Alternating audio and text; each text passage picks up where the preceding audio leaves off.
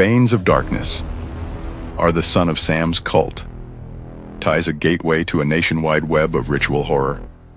What if the bullets that tore through New York's nights weren't just from one tormented soul, but from a clandestine brotherhood bound by blood oaths and infernal rituals? Picture this, a killer confessing from behind bars, not to solitary madness, but to being a mere foot soldier in a sprawling satanic empire that spanned states, claimed dozens more victims, and perhaps still operates in the shadows today. As whispers of cover-ups echo through dusty case files and modern forums, the Son of Sam saga morphs from a closed chapter into a pulsing vein of unresolved terror. With fresh revelations from hidden tapes, survivor testimonies, and chilling links to infamous massacres, we're peeling back layers that could expose a conspiracy too vast and too protected to ever fully die. Hold your breath. The deeper we go, the darker it gets. The infernal roots, from processed church to blood-soaked cells. At the heart of these allegations beats the Process Church of the Final Judgment, a 1960s cult that fused Satanism with apocalyptic prophecies, drawing in drifters, celebrities, and even rumored ties to Charles Manson himself. Founded by ex-Scientologists Robert and Marianne de Grimston, it preached a bizarre unity of Christ and Lucifer, complete with black robes, goat skulls, and rituals that allegedly escalated to animal and human sacrifices. Maury Terry, the relentless journalist whose obsession birthed the ultimate evil, claimed this group splintered into underground cells like the Children or the 4P movement, recruiting on military bases and college campuses, fueling a network of drug-fueled orgies and ritual murders.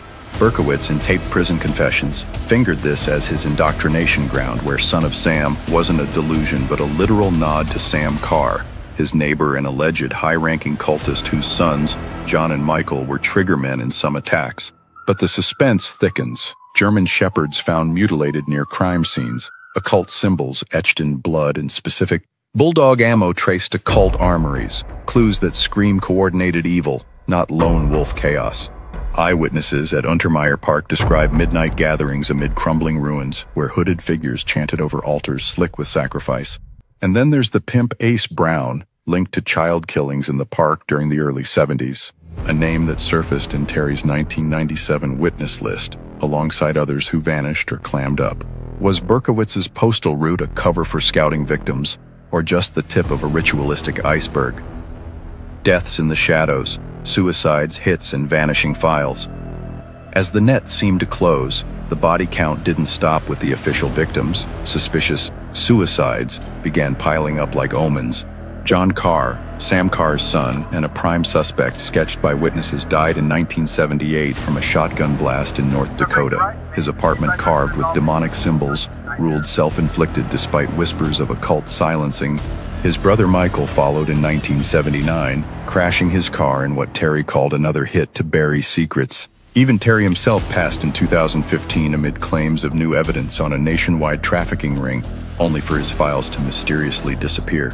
Survivors like Carl Denaro, shot in the head and left for dead, insist multiple shooters were involved. There's no way David Berkowitz did all the shootings. I personally think it was a cult. The tension mounts with allegations of a cover-up. NYPD brass and Queens DA Frank Hogan allegedly quashed deeper probes, torpedoing careers of officers who chased the cult leads. Why? Rumors swirl of high-level protection, perhaps intelligence agencies shielding assets or elites entangled in the Web 19. In 2002, a former Magical Child bookshop employee and ex-OTO member confided, "Terry's right about the group idea, and I think he got the participants right." But who were they protecting? And what if those threads lead to doors that remain locked today? If these escalating revelations of hidden pacts and silenced voices are ratcheting up your pulse, subscribe to our YouTube channel for more adrenaline-fueled exposés that pull no punches in the pursuit of truth. Tentacles across America, Manson, Zebra, and beyond. The plot twists outward, ensnaring other infamous horrors. Terry connected the Son of Sam to Charles Manson's 1969 Tate LaBianca murders, alleging overlapping cult networks that trafficked drugs and orchestrated hits from California to New York. Berkowitz reportedly met Manson followers in prison, and the Process Church's influence on Manson is no secret. Squeaky Fromm even visited their headquarters. Then there's the 1973-74 Alphabet murders in Rochester and the zebra killings in California, all laced with ritual elements and tied to the same shadowy hierarchy. Recent X discussions amplify this. One thread links Barry Dosenko, dubbed Manson 2 by cult insiders, to a future organization peddling dubious cures, echoing process offshoots. Even in 2025, the buzz persists. FBI profiler John Douglas dismissed it as lone wolf, but threads question if that's the narrative they want us to believe.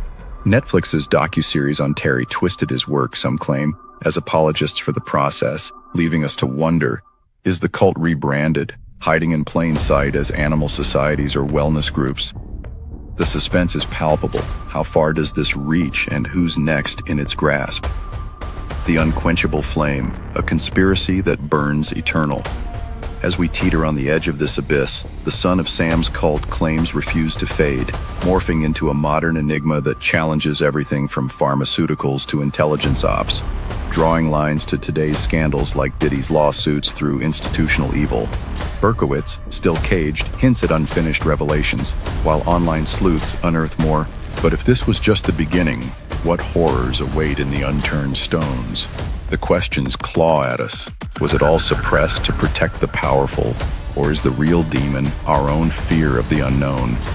If this heart-racing unraveling has you locked in suspense, desperate for the next twist, subscribe to our YouTube channel now. We're arming you with the tools to face the darkness, one shocking expose at a time. Dare we dig deeper?